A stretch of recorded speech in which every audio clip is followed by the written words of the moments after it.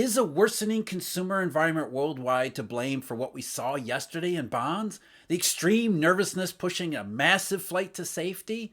How about tumbling oil and gasoline prices? Just today, WTI futures down across the curve, and at the very front, back into contango all over again. Now, of course, the International Energy Agency comes out with a statement with oil prices being weak and says, no, we see nothing wrong. Consumers seem to be holding up just fine. But maybe the statement was released in order to try to firm up oil prices before Saudi Arabia has to come in and cut oil prices all over again. Because consumers are a huge part of not just oil, but the global economy. And we've got consumer reports, actually retail sales figures from the United States, from China, and from Europe that show things are getting pretty dicey out there, and maybe there is something to this flight to safety in bonds, as well as why oil prices continue to be weak in the face of all of these supply pressures. Maybe the consumer isn't actually holding up after all. And a good place to start, the United States. U.S. retail sales came out today. They were down fractionally in the month of October, but that followed a big surge, a last hurrah, as I called it, last month, especially in August and September. Big numbers there. Now, excluding gasoline, they were about the same. So retail sales in the month of October were not really about gasoline prices or gasoline stations or gasoline in any way. Consumers they took a pause a little bit in the month of October, which we could kind of sense coming from all the anecdotal data, the sentimental statistics that came out suggesting weakness coming in October. Certainly a very big change in momentum from September into October. The disinflation rebound that we've been talking about, that's starting to have a more negative and deeper negative effect on the U.S. economy too. So while October wasn't really about gasoline in terms of retail spending, the softness in it might be the first step toward additional weakness, which is what may be driving markets to more extreme moves and more extreme measures, whether it's contango on the WTI curve or this massive flight to safety we saw in bonds yesterday. It wasn't just in the United States, it was all over the world. And in real terms, retail sales, which have not done nearly as well as in nominal terms, suggest again that consumers are becoming somewhat more cautious about spending in October. Of course, there was the student loan repayment that started up. There were a number of other factors. Economists like to cite high interest rates, and maybe that's having an effect somewhere, but it doesn't seem to be a big one. More than anything, what consumers appear to be most concerned about, it's about the labor market and jobs. There's a reason why the Federal Reserve focuses on the Phillips curve. That's because jobs are important, even if there isn't a direct relationship between employment and consumer prices. It's all about demand. And consumer spending on goods is a huge chunk of demand, and that's what retail sales are telling us.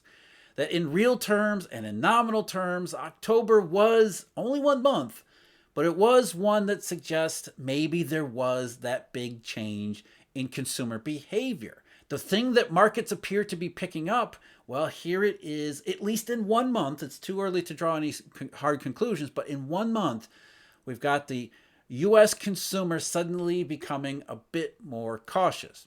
And it wasn't just retail sales. We can see some of that spilling over into other facets of the U.S. consumer economy too. Things like retail inventories. Retailers have been increasing their inventories, or they had been increasing their inventories over the summer. So we have to be careful here too. Retail inventories have been rising mostly due to an increased availability of automobiles, cars and trucks. The supply shock for those, the last couple of years of consumers waiting to get product available, dealers trying to refill and restock their lots, well, that has been happening throughout the global economy, but the U.S. in particular. So we have a rising level of motor vehicle inventories. When you step back and look at it outside of motor vehicle inventories, retailers, they're not as willing to restock as maybe it looks to be from the top level statistics. Instead, excluding motor vehicles, retail inventories have been basically flat for well over a year, which of course has been enough to trigger the inventory cycle. So retailers had over-ordered, thinking that retail sales and retail consumer spending was going to remain robust, not just in 2021 and the first part of 2022, forever into the future, a permanent plateau of prosperity. But instead, what happened is consumers started to get hammered by especially oil and gasoline prices, also food, the basic necessities, and they started to cut back a little bit. Not a whole lot, but it was enough that retailers and especially wholesalers began to rethink their inventory strategies. And over the last year and a half, apart from motor vehicle inventories and the restocking among dealers, retailers have not really changed their view on consumer spending. So if consumer spending, as possibly suggested by October retail sales, begins to worsen and slow down even more, what would that do to the inventory cycle in the United States? It would accelerate it to the downside. Up until this point, retailers have been content to just kind of maintain inventory levels. Now, there's some fluctuations with prices, but by and large, they're maintaining inventory levels and not really adding to it, nor are they subtracting a whole lot from it. But that's been enough, as I said, to trigger the inventory cycle, the downswing in the inventory cycle that has plagued manufacturers.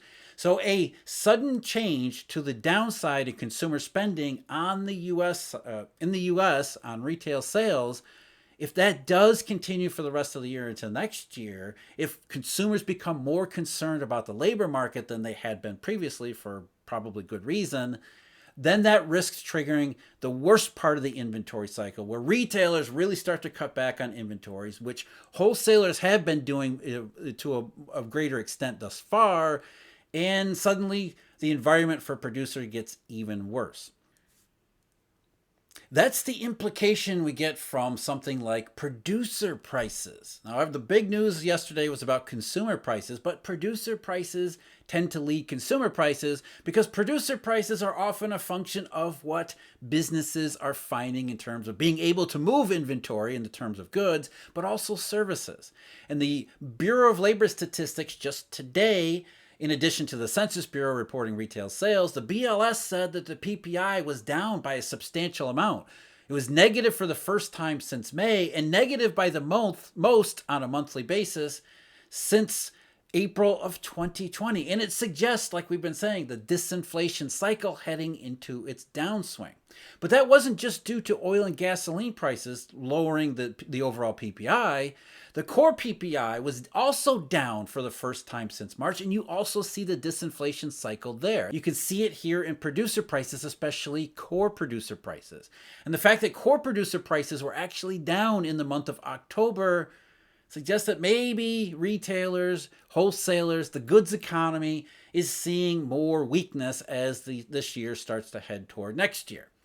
And another part of the PPI that we should pay attention to here, services. Now, we've been talking about consumer spending in terms of goods, retail sales, but in terms of services, there have been questions about that pretty much all throughout the last couple of years. Services spending never really recovered from the pandemic.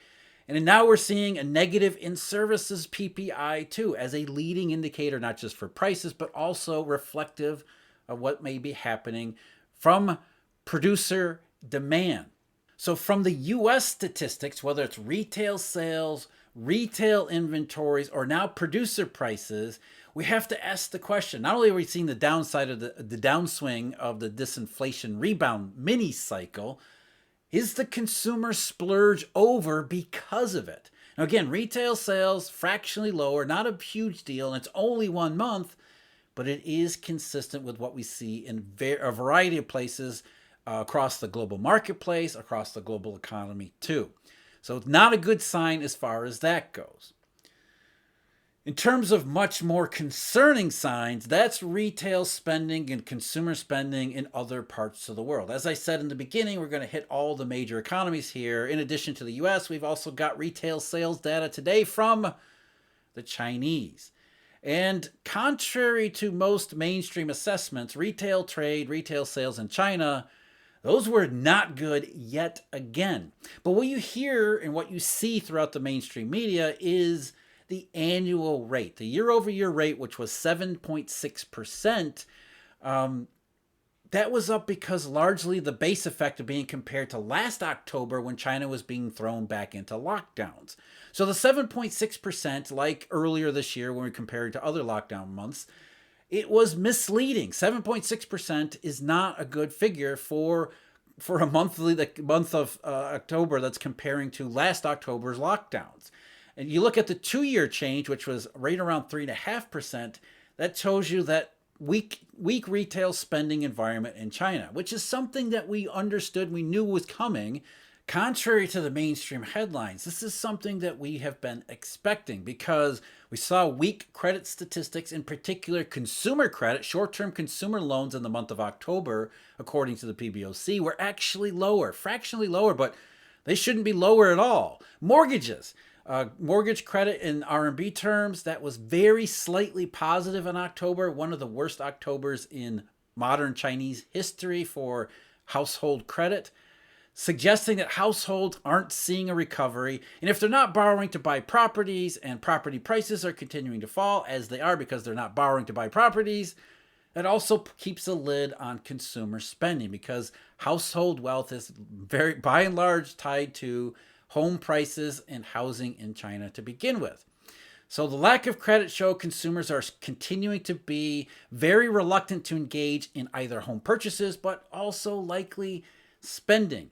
And that's what the statistics actually showed. So while you see the 7.6% year-over-year rate everywhere, what you don't see or you don't really hear is that the monthly numbers that the National Bureau of Statistics put out showed that in October, retail sales were almost flat to September, which was already bad because September retail sales were basically flat to August. So you have 2 consecutive months now where consumers in China basically are not spending anymore. And these are nominal terms. This is not real spending. This is nominal terms. So Chinese retail sales flat in both September and October, that's a really alarming sign. It's alarming because that's actually the 3rd time out of the last 4 months, August being the exception, and retail sales in July were actually negative by a fraction, but the 3rd time in the last 4 months where retail sales have basically done nothing. That's an incredible amount of weakness. And it's even more alarming, as I talked about in a recent video, given the fact that the Chinese have been attempting to stimulate the economy. They've been attempting, the government there have been throwing everything they can, throwing a lot of what they can at the economy to get it to stabilize, at the real estate sector to get it to rebound and hopefully start moving in the right direction, to get consumers back out there spending all over again. But the statistics show that isn't happening. Instead of responding to all of these government efforts, there's no response at all. The Chinese economy, from consumers on out, continues to get weaker and weaker. Whereas the mainstream says China has turned a corner, they may be right for the wrong reason.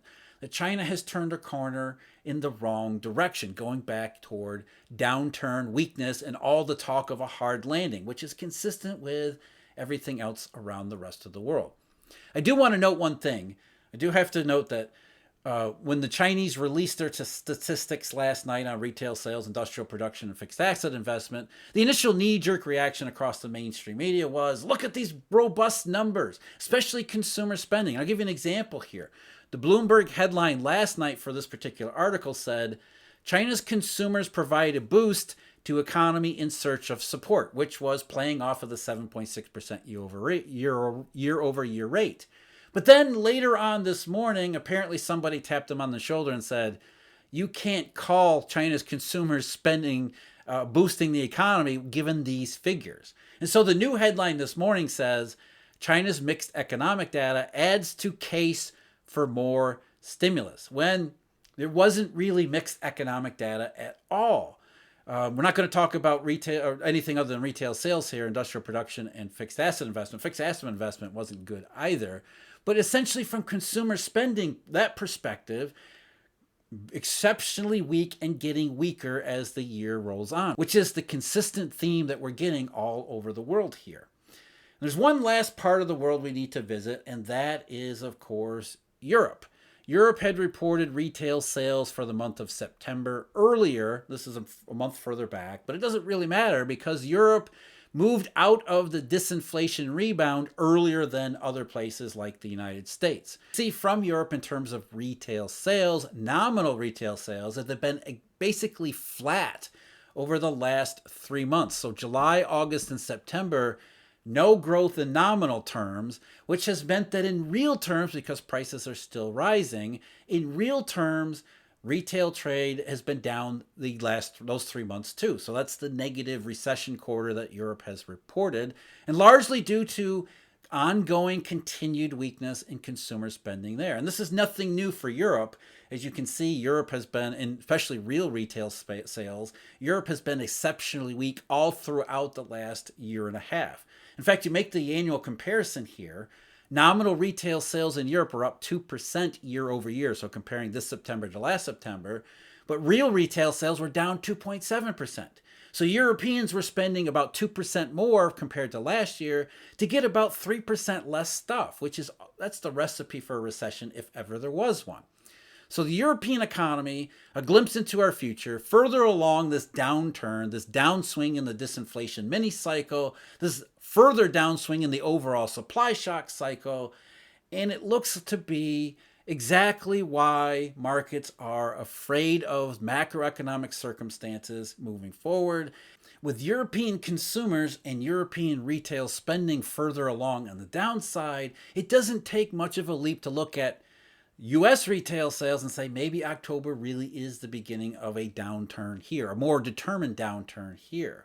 And you add to that Chinese retail sales that are increasingly questionable at best and more looking incredibly weak despite all the efforts on the part of Chinese authorities, the global consumer environment, it starts to make a lot more sense why there was such a massive knee-jerk reaction to the CPI yesterday in the United States, massive buying in bonds. Everybody has an itchy trigger finger pulling the trigger to buy safety and liquidity, or why oil prices, despite this statement put out by the IEA, maybe it isn't such a robust demand environment or resilient demand environment as the statement said. Instead, consumer spending worldwide, the United States, Europe, as well as China, maybe we are heading toward that recession. More and more, it certainly appears that way, and not just one place or another, but increasingly everywhere. I talked about oil and gasoline prices just recently, specifically what's going on the curves there. You can check that out, the video link below me. As always, I thank you for joining me. Huge thank you, Eurodollar University subscribers and Eurodollar University members, some of whom you see over here. Till next time, take care.